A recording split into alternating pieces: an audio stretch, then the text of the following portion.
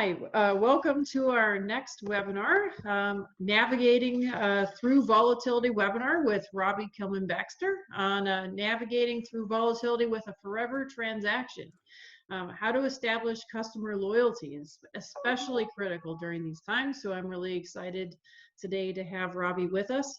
Robbie is the founder of Peninsula Strategies, a consulting firm that helps companies excel in the membership economy, and a subject matter expert on the membership models and subscription pricing.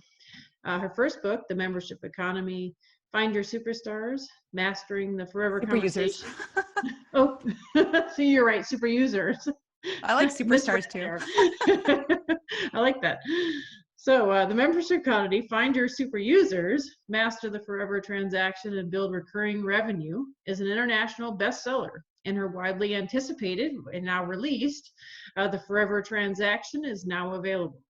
Her clients have included Microsoft, the Wall Street Journal, and Electronic Arts, as well as over 100 other membership economy organizations. And I know she's spoken to and has several manufacturing clients and heavy equipment clients. So it should be really interesting to hear what Robbie has to say. As a public speaker, Robbie's has presented to thousands of people in corporations and associations, universities, has been quoted all over, including major media outlets like Harvard Business Review. So with that said, I welcome Robbie to start speaking. Before we get started though, I'd like to ask you to submit questions through the Q&A or the chat box. Robbie would like to make this interactive, so please send questions your way. And so with that said, we'll turn it over to you, Robbie. Yeah, thanks so much for the nice, the warm welcome and nice introduction. I really appreciate it.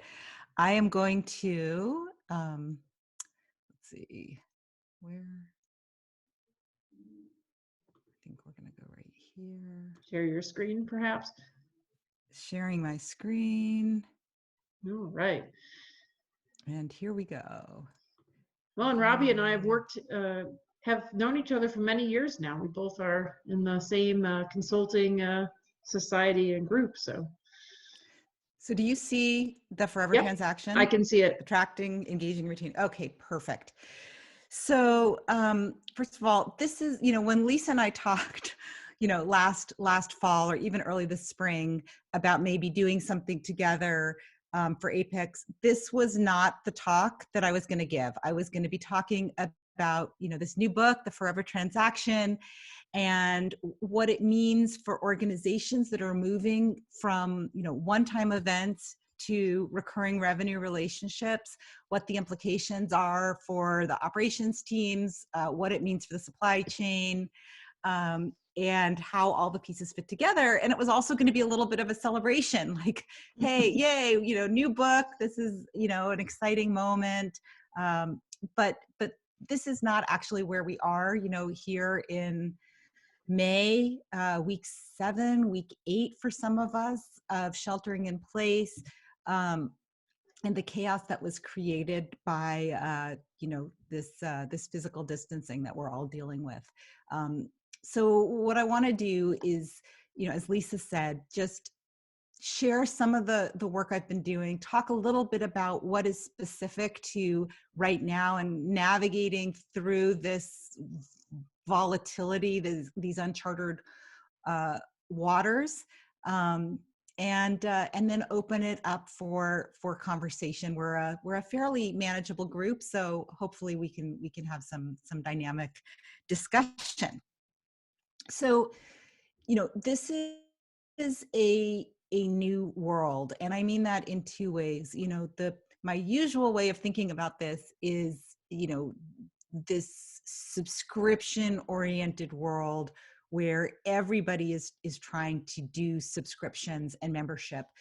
But I also mean this moment right now where everything seems to be on hold. A lot of businesses, even with pretty deep resources, are like hunkering down and not investing and not moving forward and kind of operating out of fear, while other businesses are, leaping ahead with unprecedented demand. So it's just a funny time. The bad news is pretty bad. We're seeing, people losing their jobs. Lisa and I were just chatting about how in a lot of parts of the world, shipments just don't come. Factories are closed, things aren't getting built, animals aren't being processed. It's a really kind of a rough time right now. People are losing their jobs, things are being canceled, trainings and conferences are being canceled. But there are some good things. And it's really about, what's good on both the consumer or customer side and also what's good on the business side. In the world of customers are suddenly more open to doing things in a different way than they've done before. So that might mean, companies that have said, historically, no, we want a live person to help us or to come to our factory or to come talk to us. We don't really do the digital thing. That's a different way of doing business. I've always done it my own way, just by talking to people in real time. And, suddenly customers are more flexible because they have no choices. A close to home example, my mom is in her 70s and every day, she pretty much goes to her yoga class, goes to the supermarket to pick up dinner for my dad and her, and then does some kind of a social event in person, like a book club. And in the last 7 weeks, that has radically changed. She's doing yoga in her bathroom now with a space heater and using the steam from the shower to create a Bikram environment, and then streaming the class. She's getting her food delivered through Instacart and a bunch of other sources. So she's become really savvy about kind of using technology for her deliveries. And she's connecting with her friends on Zoom and Google Hangouts and the new Facebook rooms. I think it is Facebook Messenger rooms. So, consumers are willing to change their behaviors right now. And it's a great opportunity. So if there's something that you've been trying, some kind of new innovation where you've been seeing a lot of pushback, this is a moment. We're having a moment where people are willing to try new things. It's also true inside our organization. So something I'm seeing with my clients is, a lot of times our projects are kind of off in the corner, like, oh, let's try going direct to consumer. Let's try, rethinking the services around the piece of equipment. That might be an interesting thing to try, but it's way over here as like some little experiment. And suddenly these businesses, leadership is saying, wait, that's actually something that either our customers are now demanding or that we can see as actually being a profitable part of our business today because of where the world is going. And suddenly a lot of these projects are becoming strategic and important. I would imagine for many of you, projects to optimize, distributed manufacturing or improving the ability to know, where shipments are and what's holding them up. Suddenly that's becoming, instead of it being like a tactical, small improvement, it's becoming strategic to the whole organization. Being able to pivot what you're able to manufacture quickly and get it where it needs to go. Suddenly these are, highly strategic and important questions. So there's a moment right now for all of us to share our expertise and to move our projects forward really, really rapidly. The other thing that I'll point out that I'm seeing is in a lot of cases, the processes for moving new initiatives forward has been like completely transformed and is so rapid right now. So, I was talking to one client that said, I'm working with them on launching a new leadership program, a training program for leadership. And they said, that was backburnered. And suddenly we're just allowed to do whatever we want. Like we can just move really quickly forward. There's, there used to be like 12 gates before we got our funding, before we got our technology, before we could experiment. And suddenly we just have a green light to go. So this is an opportunity to ask for forgiveness later and to move really quickly forward and innovate. So for those of us who felt like, we've been handcuffed and kept back, this is an opportunity for us, which I'm finding really exciting. And I'm seeing a lot of organizations kind of coming out of the fog or that shell shock. March, for me, it was, March 9th, my kids called me in the morning. They go to school in Cambridge and on the East Coast, and I live in California. They called in the morning and said, Mom, they're sending us home.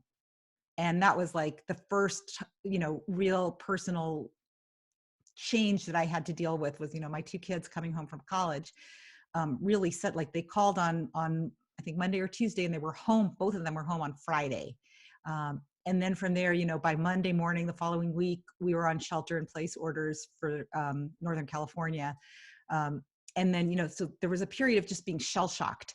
And I think we're coming out of that a little bit. I'm seeing some organizations are still hunkering down, but a lot of them have really moved forward. And what those companies are doing is really refocusing on that forever promise that they make to their customers. So in the work that I do, and, in my, this is my new book, The Forever Transaction, my publicist says I have to show it every time I talk. So that was that. There, I like and it. please buy a copy. Available in stores near you.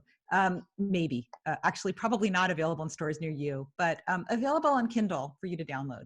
And so the core idea is this idea of a forever promise, which is, what do your customers want you to provide them forever? What is the thing that drives loyalty to your organization? It might be something like, if you're a consultant like I am, or like Lisa is, it might be about, I can bring you emerging findings and expertise in your space, and I can work with you to help you take advantage of those insights. Or it might be, we help you get things from here to there. Or it might be, we help things run smoothly. But if you take that promise and you say, okay, if I were starting today, how would I deliver? How would I package that value? You might do it really differently than you did it when you were just getting started. So what I encourage you to do is sort of say, okay, who are my best customers? And what is that promise that they're expecting from me? And how do I deliver on it in the best way in this moment right now? And that way of thinking is really at the heart of what I call the membership economy, which is this massive transformation that we've all experienced. The average American has 18 subscriptions, so we're deep into this world right now, but it's this idea of treating your customers like a member.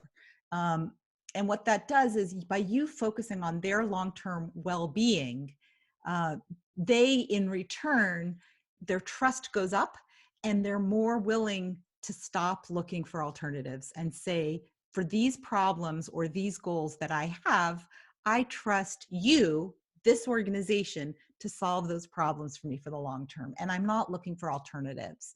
And maybe even I'm going to pay you on a regular basis in automated fashion. So I'm going to even, be willing to have you bill me on a subscription basis. So that's really what I've been working on and thinking about for the last 20 odd years, is, starting with Netflix, and, in the early days I worked with Netflix and SurveyMonkey and PayCycle, which is part of Intuit for small businesses. But also more recently, in the past 5 years, working with organizations like, the Association of Equipment Manufacturers, so, heavy equipment, and AOX, the American Oil Chemists Society, which are the people who make all the soap, the world's soap. And so different, and I got that acronym wrong. It's the Association of Oil Chemists. So it's AOCS. So anyway, what we're seeing is that every business is starting to think like a membership business and starting to focus on what are the long-term ways I can add value, and moving away from saying I have this product or I provide this specific service to I help my customer achieve their goals. So, the forever transaction is that moment when the customer takes off their customer hat, puts on a member hat, and stops looking for alternatives. And this is really what we're all trying to have. And honestly, right now in this moment, the businesses that have have a forever transaction, are proving to be the most resilient businesses, because it's a lot easier to get a customer to continue paying and continue doing the habits they've always had than it is to get a lapsed customer, someone who bought something from you maybe last year, to buy again this year, because that requires them to have a whole new buying process and make that decision all over. So more than ever, I think businesses are moving toward how to build a forever transaction with their customers. I always like to share this slide, this giant logo slide, because if you take a look at this, you'll see that almost every industry, businesses of all kinds, are moving to this model, are trying to smooth out all the lumpiness of their business model, both on the supply side and the demand side, by building their models around recurring relationship. So you can see on here some of the usual suspects. When I talk about what I do, people immediately go to, oh, you do membership? What do you know about Costco or Amazon Prime? But Burger King has a subscription now where you get unlimited coffee for $5 a month. That's really interesting to me. Caterpillar, I'm sure many of you know this, has publicly said they're moving toward a model where you don't buy the equipment anymore, you just subscribe to it.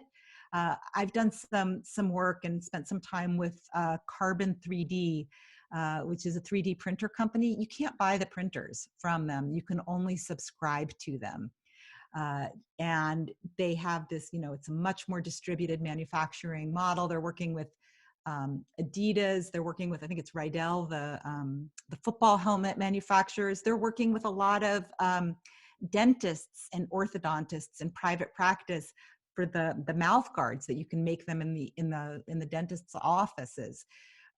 So they're thinking, they talk about, rethinking the entire manufacturing process as a subscription, saying how do we, the reason that you don't get to own the devices is because they want to continue to evolve that device so that it's always the latest equipment for you, and that the software continues to provide new value to their subscribers. So it kind of changes the whole model of manufacturing. So anyway, this is everywhere. I wanted to share a little bit about the phases, because some of you might be in different phases in terms of thinking about these ideas. Businesses are at very different maturity levels in thinking this way. Some are just getting started. Some are scaling, like they've been doing it in a small way over here, and they're trying to kind of extend that DNA across the organization. And some have been doing this for their entire time in business. So like a lot of newspapers have always done a subscription that gets delivered to your home every day, Monday through Friday, or whatever their schedule is. And so for those organizations, it's about not getting too attached to the way that they've always done it, and being willing to continue to evolve around that forever promise. So, at each stage, there are different challenges.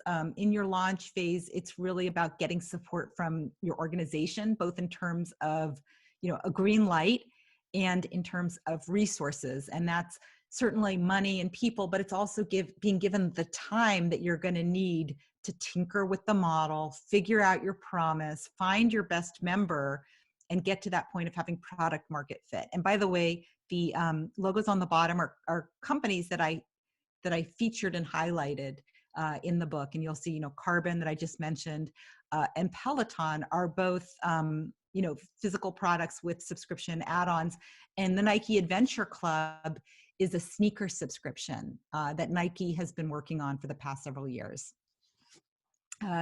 Scale is really about, once you've figured it out, how do you operationalize it? How do you, if the first one is kind of held together with chewing gum and paper clips, how do you create the right infrastructure and the right processes to expand this rapidly and to grow. And in this section, I worked with, I looked at Microsoft moving to membership in their office, on their office team. I looked at Hagerty, which is the Hagerty Drivers Club, which is car insurance. And I looked at Electronic Arts, which is moving from a physical game to a subscription to a catalog of games. And I looked at Under Armour. So the question of, do you acquire new businesses as a way of acquiring talent and expertise in a new way of running your business? And then finally, I looked at I talked to the woman who's been running operations for the Miami Heat and now runs operations for the Chase Center here in San Francisco, which is the brand new home of the Golden State Warriors. And how do you build a culture of membership in operations? And then the last section is about how you lead when you've already had a forever promise. How do you continue to use your microscope to look down at your current business and your current offerings and the way you do things and these incremental improvements, but how do you also look out onto the horizon and see what's coming, both in terms of, what are your competitors doing? What other alternatives do prospects have? And also, how are those prospects making decisions? And what is it that they need? And how might those needs be changing over time? And for this section, I looked at, theme parks. I looked at Weight Watchers, moved to digital. I looked at Spotify, and then I looked at a professional association as well to see how they continue to innovate and stay relevant. So Robbie, we have a question. Figured I may as well, if that's okay. I break in. The question is this concept of a membership-oriented business model true only because of current enabling technology, like the web or high-speed networks, smartphones, etc.? It's not true only because of that. I would say that people, consumers, customers, businesses have always wanted to partner with organizations that go beyond the product and solve the problem or help achieve the goal on an ongoing basis. That's the relationship we have, or we want to have with our doctors. It's the kind of relationship we want to have with our professional advisors. It's the relationship that we have with gyms and professional associations and trade guilds. So it is something that people have always wanted, and we've had trade guilds, since the 12th century, and some of this stuff is not new. And businesses have always wanted recurring revenue, but as the questioner points out, rightly so, this technology has extended the infrastructure that allows us to have this kind of recurring formal relationship with our customers, even if we don't know them personally, and even if we're separated in space and time. And so these technologies have made it not only possible to have subscription relationships, but has also made it relatively cheap and easy for almost any organization to build a membership model. And we're seeing solopreneurs and influencers and small business owners building memberships with very, very limited resources, as well as the largest and most well-capitalized organizations doing it. Thank you. Yeah. Anything else, or should I? Yeah, well, I have another, but I wasn't sure if I should ask it now or later. So, okay, this one is pretty broad. So what are some of the tips we need to consider when naming the membership program, like do's and don'ts? Yeah, that's such a good question. This is something that I actually really struggled with when I was writing the book, and then the first year or so that it came out, because at first I thought, well, wait, what is a membership economy business? And what's the definition? Because I know people are going to ask, and I'm struggling. I'm a very analytical person. How do I define this? And what I came up with is to be a membership economy organization, you don't need to call it a membership. You don't need to have subscription pricing. It's about the mindset of the organization. And it doesn't matter what you call your customers. Pandora calls them listeners. Some people call them subscribers. Some people call them users, which I hate because it sounds like drug addicts. Yeah, Um, software companies for one, right? yeah, exactly. But the important thing is the culture. And then in terms of when you're actually naming your offering, something that I've seen with several businesses is that membership as a word is highly charged. So for example, I worked with a hospital system. So these were like, I don't know, like 30 hospitals across a pretty broad region that were run collectively. They were introducing a membership model sort of to be focused on health and wellness, as opposed to waiting till a person gets sick and then doing the transaction like, hey, let's bring them in for the procedure, let's fix the broken person, but more of a mindset of we're trying to help people have as many healthy minutes as possible. And they did a lot of market research, and they found that their patients and the people that were insured by this system hated the word membership, that for them membership meant membership at a gym. And so we ended up not using that word for them. Same thing, the Guardian in the UK newspaper, they used the word membership to talk about, they have people who subscribe or who access their content, but then they have members who support journalism. And they want those people the word membership to them implied more engagement with each other, which was not necessarily what that group wanted. What they really wanted was to be seen as supporters. And so the word supporters was used. So in summary, great question. It is a really important thing to look into for your own community of, the people that you're trying to serve, to get to the right nomenclature to convey both the offering that you have and the role of the recipients of that value. So should I keep going? Yeah, no, that's great. Thank you. Okay. This came from my first book, Membership Economy. And it's a 7-step process that you can use if you're trying to design and improve this kind of a model in your organization. Everything starts in the middle with your product market fit, which is making sure that the offerings that you're providing are actually what the people you're trying to serve actually need. In this case, when I think about membership, it's not enough to have that fit in a way that drives the initial transaction. So I think of that as a headline benefit. Join us and save 15% on your expenses. That might be, or we'll solve this specific problem for you because we have this tool. That's a trigger benefit. That's a headline benefit that gets someone to join. But it's really important also to think about what are the benefits that you offer down the road that are going to drive engagement and retention. That's how you think about product market fit. So it's not just for this moment, but it's for the ongoing. And then I just, go around these 7 steps. I want to focus on just a couple. Organization in the membership economy. In a lot of businesses, functions are siloed. Operations is over here, marketing's over here, sales is over here, finance is somewhere else. In the membership economy, and Lisa, you talk about this actually quite a bit in your new paper, your new white paper, your book, this idea that there's got to be a lot more collaboration and integration, both in terms of the processes and the way that the different parts of the organization get their jobs done, and also in the shared metrics on the corporate dashboard.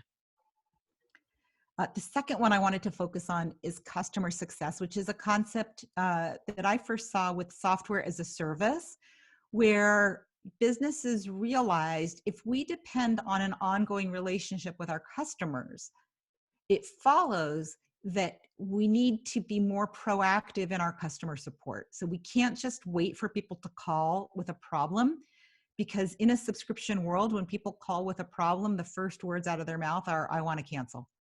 So you have to think more proactively about support, that it's you have to choreograph the onboarding experience of a new customer so that they get the value that they came for right away, but also so that they develop habits that are going to continue driving value for them so that they see no reason to leave.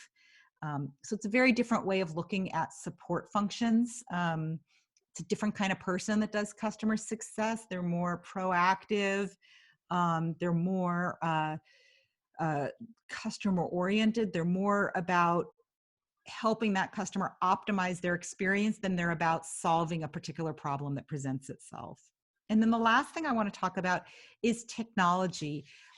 In the membership economy, everybody's a technologist. Every buyer, every seller, every support person, across the organization, it is no longer okay to say, I'm not technical. Everybody has to understand technology. Not that you have to be able to build it or that you have to be able to talk shop with an engineer, but you do have to be able to create requirements for your own area. And, I come out of the product management world, and, I did spend a lot of time writing requirements for engineering teams. And I'm not an engineer. I studied poetry in college. I'm about as poet as you get at business school. But, what I do know how to do is say, hey, I've been talking to customers and prospects. This is what they need. These are the requirements. Now I'm going to turn that over to you to figure out how to deliver on those requirements. That's what you can do with a technology vendor, right? You say, hey, this is the problem we're having, and I'm wondering if you're able to solve it with your technology. So everybody in the organization needs to be able to do that. I want to close out by just reminding us that, this too shall pass. Different parts of the country are opening up at different paces. The question is, where do you want to be when things open up? What is the vision that you have for leaping forward right now? How are you pivoting? How are you expanding? How are you creating? And in this moment, when we all have implied permission to be a little more aggressive, a little more nimble than normally is business as usual. So moving forward, I want to encourage you as next steps to think about both looking with your microscope at how you're doing things right now and what you can tinker with to make it a better fit with your customers' ongoing needs. And also using that, that telescope to look out onto the horizon and see what kind of options your customers have that are being created right now. And where is it that you want to be, going out into the future? Leave you with this one thing. The secret to the forever transaction is that you need to love your customers and their mission, not your mission, but their mission, more than your own products. The people on your team that do things a certain way, and the processes that those people do. You have to be willing to take a step back and say, maybe we have to change our product. Maybe our process doesn't work as well today as it worked, even last quarter. And maybe, we need to train our people, encourage our people to be more nimble and to be, have more of a beginner's mind approach to learning and changing. I have some goodies, RobbieKellermanBaxter.com/audience, the slides, membership manifesto, and also chapter 8 of my new book, which is all about changing your culture. And that's it. All right. Well, we have several questions here, so we can make it interactive. So if anybody else has questions, please submit them through the Q&A or the chat box. So Robbie, does a forever promise ultimately imply mass customization that a business will have to be able to support? Yeah, this is a good question. I guess I would say it depends what you mean by mass customization. Here's where I would start. You start with knowing your audience really well and understanding a particular journey that they go on. So, here's the problems they have early on. Here's what they have over time. Here's what they might have, down the road. And thinking about your offerings as taking them on that journey, because you want to keep any customer that you bring in through the front door, you want them to stay for a long time. And so you want to optimize for the journey. But if it's a journey that people go on, that lots and lots of people go on, you may not need to offer something different to this person than that person. You can offer the same feature. The risk comes when you take people with different use cases and try to, solve for every one of them. So hopefully, does that answer a question, Lisa? Yeah, I think also from a manufacturing point of view, mass customization, or they might be thinking this, mass customization might mean Yeah. like taking a product and actually customizing options. Like, Yeah. when you're producing a car, you customize color and those kinds of things. And that's one option, but it doesn't have to be. I know from your Right.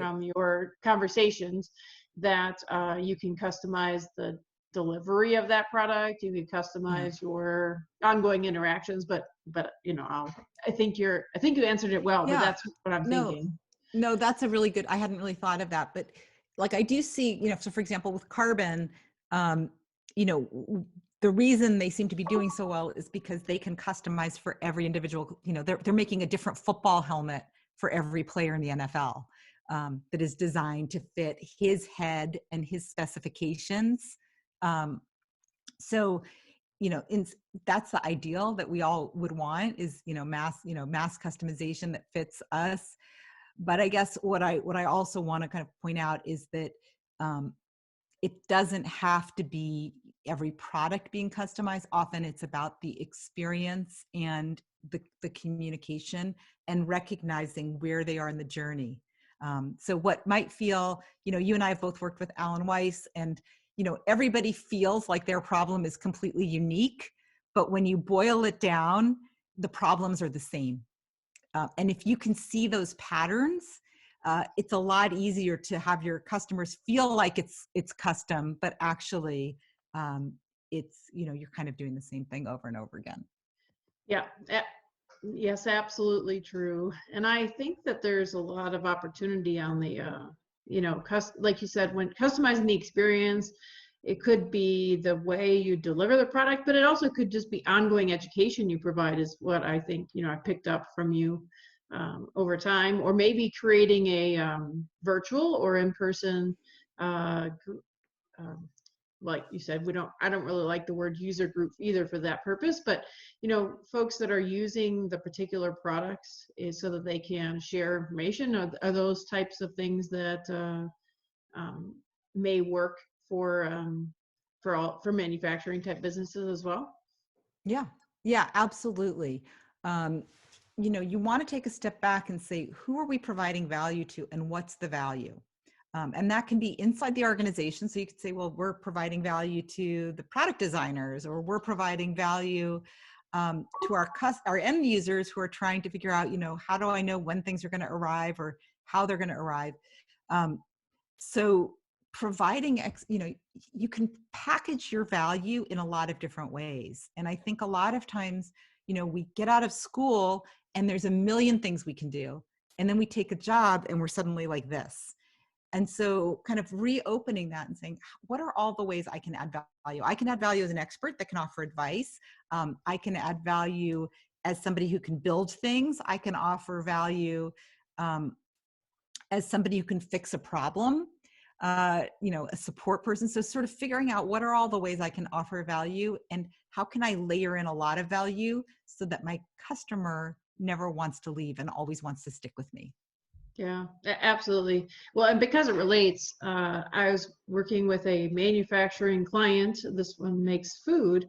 And what I've noticed, and I wanted to run this by you, but what I've noticed is that it's even more important to understand their customers, maybe Yes. customers, and what they're doing with the product and what would be of value to them and how they're using it. Because right Yes. now, how they're using it could be dramatically different in terms of what it is that the who's buying it and whether or not volume is going up or down. But just in general, if you can provide value to your customers, I'm thinking that that goes a long way in this process. Have you found that to be Yeah. true? Yeah, absolutely. And in fact, one of the big questions that I always work with organizations on is who is your best customer and who do you want to optimize your recurring revenue relationship with? So for example, if you have an intermediary, if you sell to someone who then sells to someone else, or you sell to someone who serves someone else, or you go through a dealership, any kind of intermediary, one of the ways that I'm seeing a lot of organizations use these principles is to be able to go direct to the end user for all kinds of reasons, right? You reduce costs, you get better data, which allows you, as you said, to be more nimble in terms of creating the offering for the people who actually have to use it. There's a lot of risk there, because if you've been working through somebody and now you're suddenly going around them, there's some issues of channel conflict. But I'm seeing manufacturers that want to bypass their dealers. I'm seeing, HBO, for example, the content creators, right? They've always gone through cable companies and satellite companies, and that's how you get HBO through some other relationship that you have. But now you can get HBO direct on your phone and you can cut the cord, right? Right. That's an example of businesses that are really changing their model. Or, Kind bars, which was on my everything chart, right? Historically, you buy Kind bars at the store, right? At the supermarket or at the health food store. And now they're saying, well, they know that they have some best customers, end users of the food product, as you said, who, first of all, they want a lot of Kind bars and they don't ever want to run out. And second of all, they have preferences on the flavors. And so, if you've ever gone to the supermarket and not had your flavor of your energy bars when you eat them, every day at 4:00, it's like very agonizing. And so if you can order direct and maybe the price is lower and maybe you get exposed to the new products that are emerging, that's great for that customer. And it's also, there's a great value proposition for that end customer. And it's also great for the manufacturer, for the brand, because they're getting insights from their best customers. Also, they're less dependent. There's the other stuff that comes up, which is they're way less dependent. If they can move enough of their business to direct, they're no longer quite so beholden to their intermediaries. So yeah, this is a trend, back to the comment about everybody thinks they're unique, but really there's patterns. Many industries are dealing with that very question of, do I go through the intermediaries? Do I make an end run? Who is the customer that I really want to serve? Yeah, absolutely. And actually, that's a really good point. And what I'm seeing is that certainly the trend is to go direct and to source locally. Bring sourcing closer to the manufacturing operations. I should say, bringing sourcing closer to the customer. However, with that said, if it's not in all cases is it possible to go around whoever is next in the chain. And maybe you don't want to. So you could still, though, establish relationships, is what I'm seeing, and what I'm hearing Robbie say, by establishing programs with them, so that you can, if you have your customers requesting that you gain that they want your support, then you're gonna end up growing your business. So anyway, sorry to take over there, but I thought that's an important point, and it relates to this group. So, all right, so I have several questions here. So can you give some examples of companies or industries where a member economy is not very relevant? Yeah, I love this question. What a good question. This used to be a very bad question when I didn't have an answer, but now I have an answer. So it's good. So there's two ways of answering this. So the first one is businesses that structurally don't demand it. And those are any businesses where sales and marketing isn't important. So I gave a talk in 2015, right after my first book came out, to the annual meeting of Vistage, right? All the, kind of business leaders, and there were 700 of them in the room. And I gave my talk, and then people came up to me in the hall during the break and said, hey, and these are true things. Hey, I run a fleet of commercial fishing boats, and we sell our fish every day at market prices, whatever we have. How can this work for me, right? Well, they don't care about marketing or sales because their business doesn't have that. They sell to the same, so there's only one buyer, and that buyer buys based on commodities. Another example, last gas for 100 miles, right? They don't treat me well. Like, what am I going to do? If my tank is empty, I'm going to buy gas from them, and I may never go this way again. So who cares if I hate them? If they treat me badly. If you have the medicine that I need to stay alive, I'm going to find you. And it doesn't matter how you market it or how you sell it. If it works, I'm going to buy it from you. So any business that doesn't need sales and marketing may not need this. But I will point out that when you have businesses like the ones I just described, where the customer is treated badly because they're captive audience, those are the cases where you see innovation, where entrepreneurs say, wow, customers are really unhappy.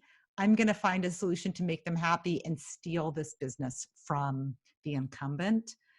For example, what we saw with Uber and the medallioned taxi drivers in New York, right? They had a medallion. They were the only game in town. So if the car was dirty and they were rude to you and they didn't stop for you, there was nothing to do because they were the only game in town. Now we have an alternative. The other reason when I think membership doesn't work is this is more inside your company, which is if your leadership does not think this is a priority, or if you have a culture in your organization that's very product centric or very sales centric, kind of quarterly capitalism kind of an organization where everything's about this month's revenue. I've never seen those. I mean, but it's hard if you're like some, really ambitious, starry-eyed middle manager saying, I am going to change this company and make them membership oriented. I mean, you're fighting a losing battle. And I would say, I would not want to risk my career on that transformation without the right resources and the right leadership. So you asked, where does membership not work? If I weren't the owner of the business, I would not try to lead from within if I didn't know that I had ample support from above. Well, and actually, I think that's a very interesting comment because I have a feeling that emerging from this pandemic, especially supply chain and operations folks, which we have on the line, are going to have their choice of, they're going to be in high demand. So those are interested in customer success will leave. So executives on the line, take note. Yeah, I think that's such a good point, Lisa, because I think in a lot of organizations, first of all, manufacturing is just now, I think, starting to have a tremendous amount of innovation. And, these ideas of how, you can subscribe to durable goods, heavy equipment, right? Peloton, the carbon example, that's interesting by itself. And that's kind of changing how manufacturing is seen. And I think, as you pointed out, right now, we're all realizing how dependent we are on operations and on supply chain, and starting to say, wait a minute, how can I use this as a strategic advantage, or at least not have it as a strategic risk? So the people that are if you have something to say about this topic, now is the time to be saying it, right? I would really encourage people to build their, if you're on the line, be building your professional brand right now and your point of view about what organizations should be doing in the next 3, 6, 18 months. Yeah, absolutely. I think that's a really, really good point. And actually, you just gave me an idea. I think that folks should be thinking about how the providing visibility and assurances and innovative, updates related to supply chain might become more relevant. It is going to become more relevant following this pandemic. And I think that could be one way to provide a forever transaction. Yeah, I think, just even brainstorming right now with you, Lisa, like I would think if I were running an operations team right now in an organization, I would be marketing the heck out of my department right now. Like I would want to make sure that leadership understands what we do, that power players across the organization understand who I am and what I do and what I can do for them. Kind of building my own forever transaction inside the organization, as well as, direct with customers, because you're having a moment, right? Everybody's realizing like, whoa, we underinvested in this space. And now we need to understand what's going on. So this is a great opportunity to have an operations newsletter, Yeah, right? Just for your colleagues. absolutely. Actually, really good point. All right, well, so let's see, can you share how you see this model be applied to a company that provides a commodity that may be difficult to have a forecast of needs versus being a more reactive customer with a new need that made them contact us? Wow, that's a little Yes, I think complicated. I understand. I got this question. I think I mentioned that I spoke at the APICS conference last year. So the soap industry. Are my slides still showing? Yes, they are. I can't figure out how to turn them off. I'm happy to turn them off so that people can well, see us again. I can probably, I don't know if you do it. If you go towards the top, I can look and see here. Yeah, because yes, I can do that. There you go, Robbie. Yay. Okay, now I can see Lisa. So we were talking, okay, so the question is about commodities.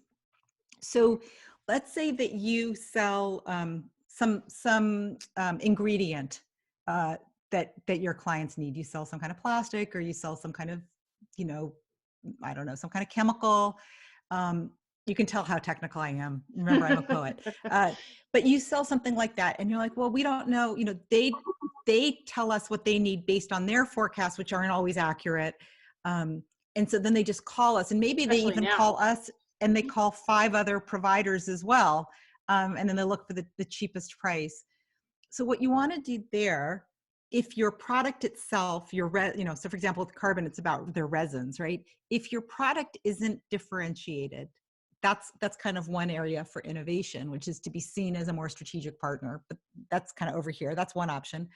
Another option, short-term, it's always most expensive to do it with the product itself, right? So you really want to be sure that you're doing the right thing. But what you can do is with the services around that, right? That you could say, okay, you're still buying our products in a very lumpy way when you need them. But if you're a member of our loyalty program, which is not the right language, but if you're a preferred vendor, you get no surge pricing, as they say at Uber. You get, so you might pay a fee up front and say, you're my preferred vendor. I pay you a fee up front. And in exchange for that, I get a bundle of benefits, which are a bundle of benefits that your best customers would want from you. So it might be no surge pricing. It might be expert advice, access to whoever the expert is on that product. It might be training that you provide to, you might have programs to train on how to use this, these products best or whatever. But in other words, it's saying, okay, I know that I'm still going to have the lumpiness of the sale, but I'm going to do something. I'm going to add a layer of value for my best customers so that they pay a premium to get a better experience. And I'm seeing a lot of businesses do this right now. This is what Amazon Prime is, right? They sell commodities, right? They sell commodities, and they don't even make most of those commodities, right? They sell other people's stuff. But if you're a member of Amazon Prime, you get fixed shipping costs, right? You pay that one fee and then shipping is included. You get access to a bunch of other benefits, like in their case, video and storage. And so that's, you still pay for it in that case, but it's a way for them of smoothing things out, and also a way of making people commit to their company, right? Like once you sign up for Amazon Prime, you go there first, free shipping.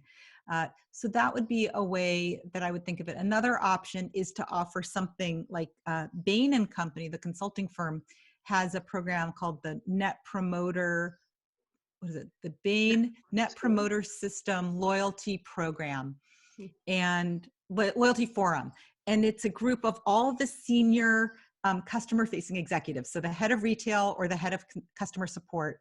they gather every 6 weeks or so, and they get presentations by Bain partners, relevant presentations by Bain partners on emerging content, and they get presentations by fellow members, right? So another element of this offering for this commodity business, for the membership, is access to the other members and to the innovations that they have, the challenges they have. Building relationships under your brand umbrella is incredibly sticky and incredibly valuable. So, with Bain, they have that program. They charge a pretty penny for it, but it's nothing compared to what they charge for the big, deep 7-figure strategy projects. But it's a way of deepening the relationship and making Bain the preferred vendor for those big projects. Absolutely. That's a really good point. See, we have a question here. Does the membership economy also imply non-ownership of assets? I think that's Sometimes, yes. And this was another one of those hard questions that I faced, and I feel like I have a better kind of grasp on it now, 20 years into this world. So I always say, membership economy, there's 4 kind of major tools that you have if you're moving from that transactional model to a membership economy mindset. It's from ownership to access, or transactional to relational. So, anonymous to known relationship. So how do you get to know them better? It can be about a single payment to many recurring payments, and it can be about community, from one-way communication, not just to two-way communication, but connection among your customers under your brand umbrella. You can use those 4 elements as like a painter's palette to design your own model, but you don't have to use any one of them. So for example, Stitch Fix, the clothing membership, they send you a box of clothing items and you own those. So it's not about access. You're not renting clothes, you're buying them. But what you're getting in the membership is curation. Somebody choosing those items for you based on your body type and your lifestyle.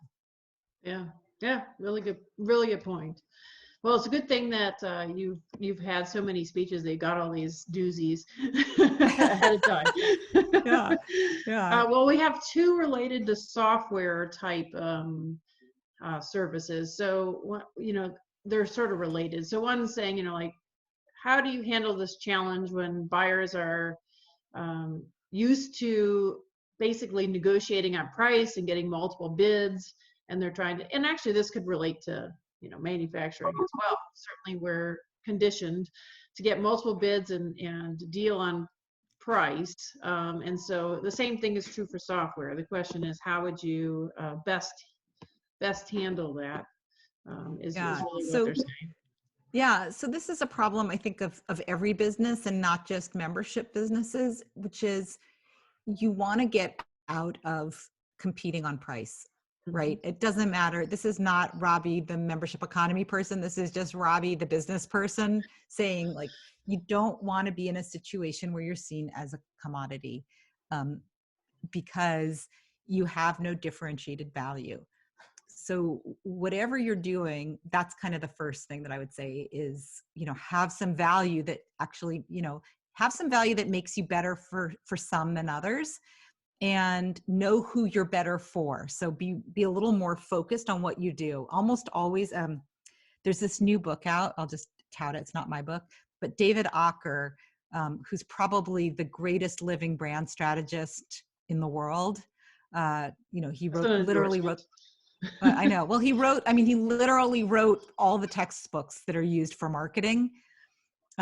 He runs Profit Brand Strategy. He's a professor emeritus at Haas at Berkeley. He has a new book out about subcategories and talking about this idea that, the easiest and best ways to grow and be more profitable is to pick a subcategory where you are differentiated.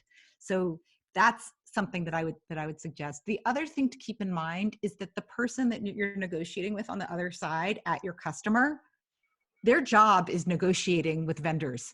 So they do not want to stop negotiating with you because they will not have a job anymore. So you need to also think about who you're going to sell to and who's going to advocate for a new model, because it's better for the organization to not have to negotiate and just know they're getting a good price and great value. But some people in the organization are not going to react well to your new model. So keep that in mind too, that you may not want to sell this to the same person you've been selling to. Very true. And I'm assuming that there's a question here about the length of time it takes to implement a subscription, but I'm guessing that it relates to how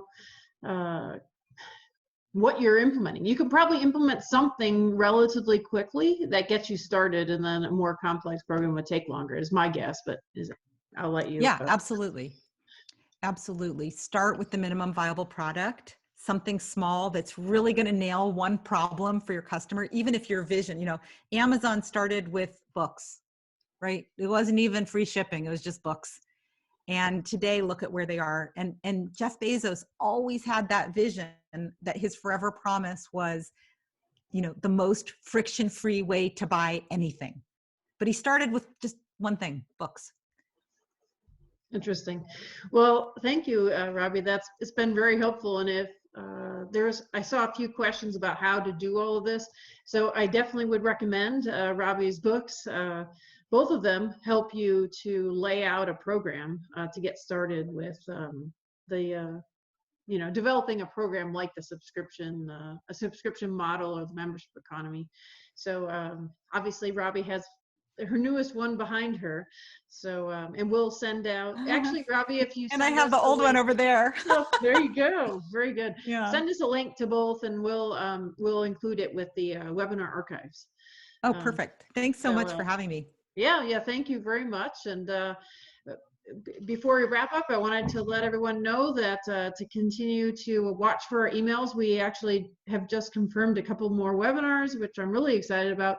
One is with Esri, which is world-renowned. They're working actually with all the movers and shakers you hear about where's COVID going, and how soon can we reopen, and what is what should they plan for, because with their data models they have insight into how all that works. And so that'll be a really interesting webinar, and that's going to be next week on the 12th.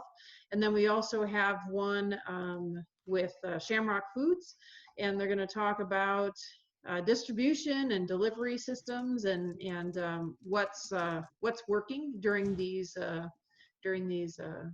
turbulent times, and what we should carry over into the future from a distribution standpoint. And we're also working on a couple more. So stay tuned. And I want to thank you, Robbie, again for joining us today. It's been really helpful. And I think if there's actually one thing we should be thinking about during this pandemic, to me, it's how we create enhanced customer loyalty. So I think your session has been proven invaluable to that end. So thank you. Good. It's been a real pleasure. Thanks for having me, Lisa. All right. Thank you.